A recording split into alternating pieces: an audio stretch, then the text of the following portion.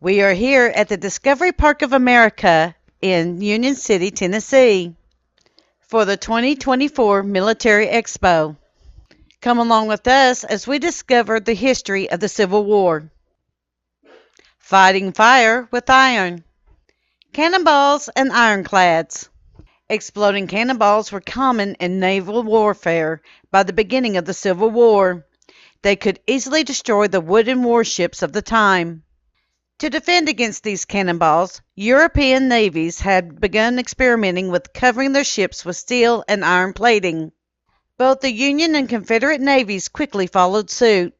The American Civil War marked the first time ironclads were sent into battle. The first encounter between ironclads at the Battle of Hampton Roads in 1862 marked a turning point for naval warfare. Cannonballs bounced off of their metal armor, proving the armor was effective. The success of the American ironclads ended the era of the wooden warships and began the march toward the battleships we know today. Fighting the war.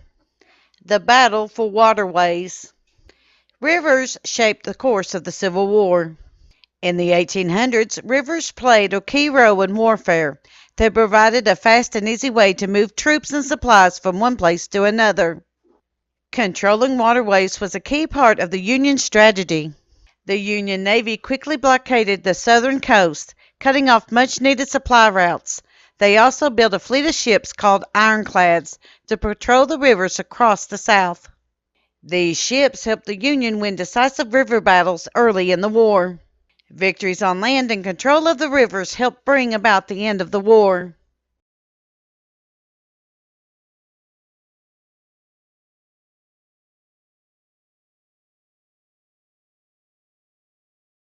Battle of Belmont.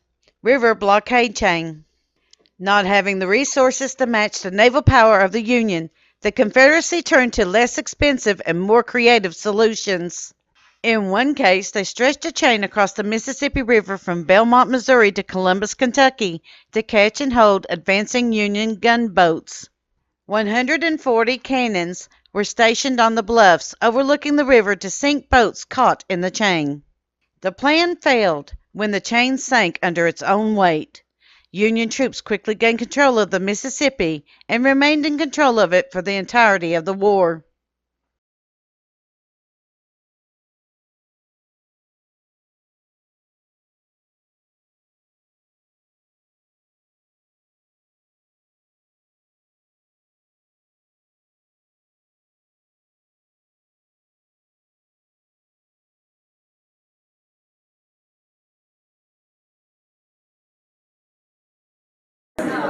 Talking about river battles here.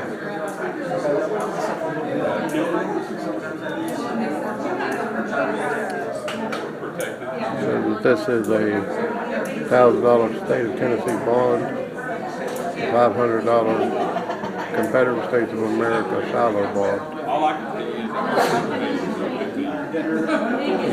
Union Navy 5.1 inch Dahlgren blind shell. It's over there, I'll get it in a second. Confederate Navy 8-inch hardened Patriot cannon shell. An article about Confederate cannons in the late 1861 and early 1862.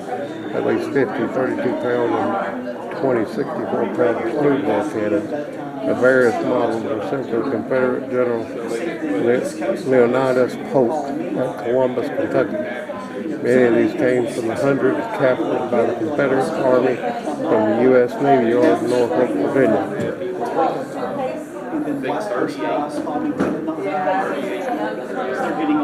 So it's a Confederate smoothbore 32-pound solid shot, Confederate smoothbore 64-pound solid shot. And here is the ammunition. That's the Union Navy 5.1 inch Dahlgren blind shell. We're missing one here, and here is the various cannonballs. So we serve first Greek River Rays,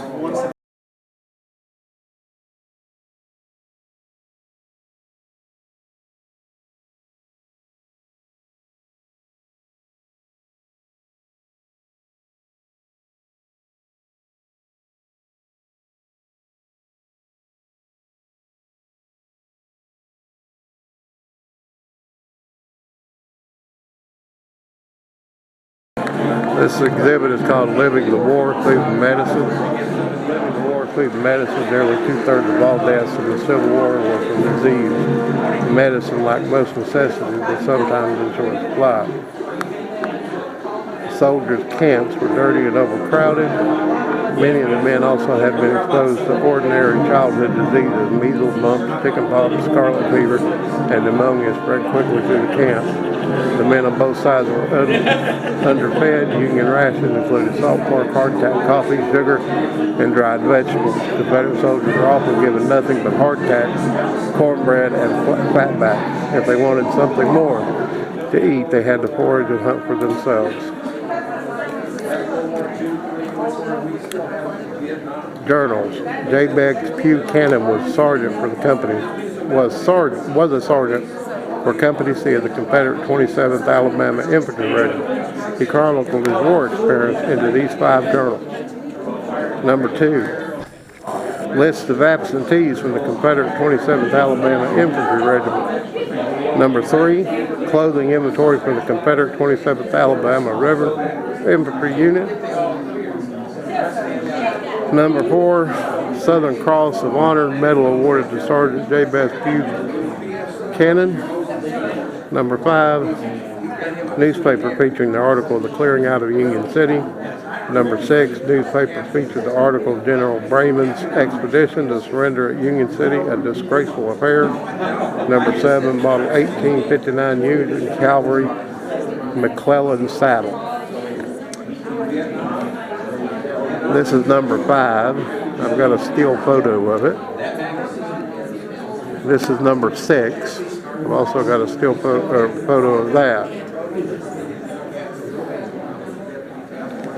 Here is food and tobacco rations.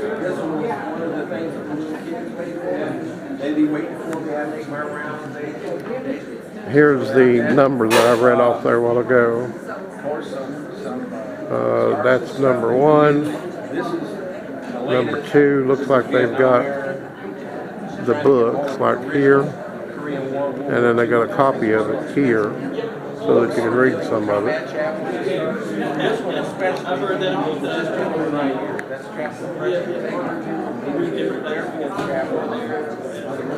There's the Southern Cross medal.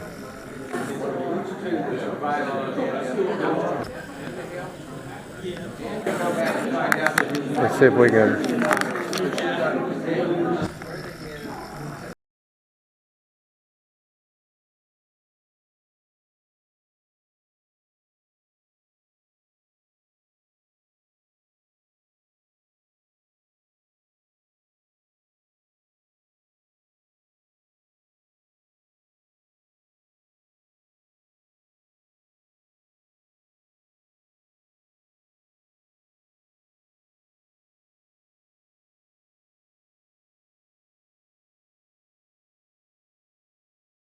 Civil War cannons. Fighting the war, Civil War cannons. Cannons were used heavily in the Civil War. Each battery of cannons consisted of 4 or more cannons and 70 to 100 men. 2 basic types of cannons were used, smoothbore and rifle. The barrels of smoothbore cannons are completely smooth on the inside. Rifle cannons have grooves cut into the inside of the barrel. The grooves force the ammunition to rotate, increasing accuracy and distance, much like the spiral on a well-thrown football. The wheels on cannons, known as carriages, were used to move the extraordinarily heavy guns between battles. They also helped to absorb the backward recoil after the cannons were fired.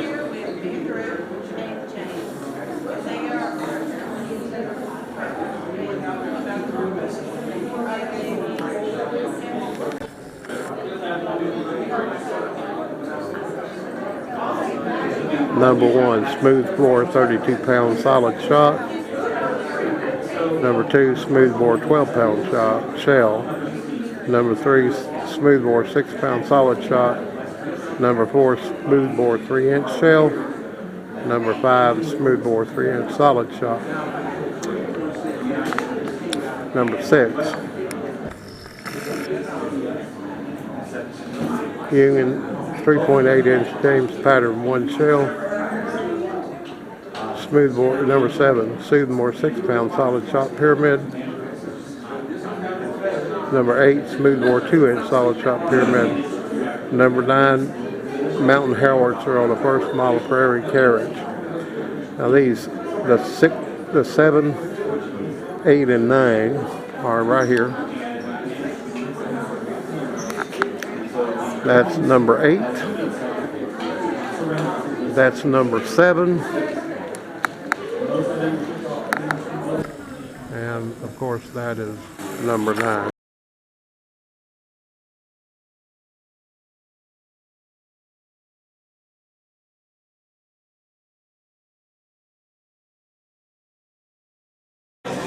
Fighting the War, Battle of Union City.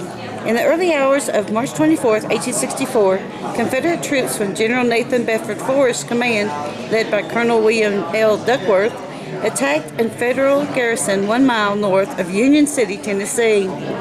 Unable to capture the well-entrenched Union forces after 4 attempted charges, the Confederates devised a new plan. They demanded surrender in the name of General Forrest and threatened to attack a fort with artillery if refused. A homemade cannon was assembled from a black log mounted on wagon wheels and showcased far enough away to trick the troops into believing the Confederates were now equipped with artillery. Colonel Isaac Hawkins, commander of the Union-held garrison, expected reinforcements from Columbus, Kentucky, but these had not yet arrived. Convinced the Confederates had artillery which could destroy the fort, he surrendered his forces of nearly 500 men and 300 horses. Battle of Union City diorama. The model seen here was made by 3 board members of the Obion County Museum. Obion, sorry. The model seen here was made by 3 board members of the Obion County Museum for the exhibit in 1990. Don Adams developed the interior diorama, John Bell constructed the display case, and Mary Ann Overman painted the figures.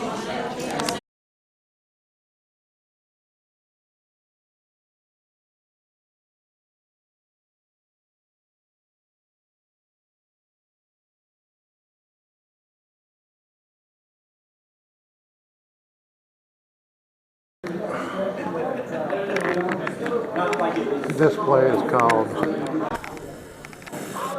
Reconstruction, Becoming a Nation Again. It reads, Reconstruction, Becoming a Nation Again. Once the last shots had been fired and the battlefield stood silent, the task of rebuilding a fractured nation began. Half the country lay in ruins.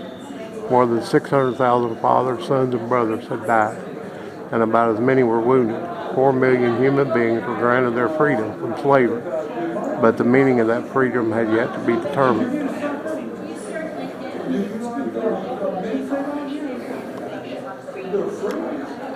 Reconstruction was an imperfect process. Many of the same divisions that had caused us to take up arms against each other in 1861 surfaced time and again. We continue to struggle with the lessons and costs of the Civil War. Our religious, political, and ethical differences continue to challenge us to move forward as a single country made up of diverse individuals and ideas.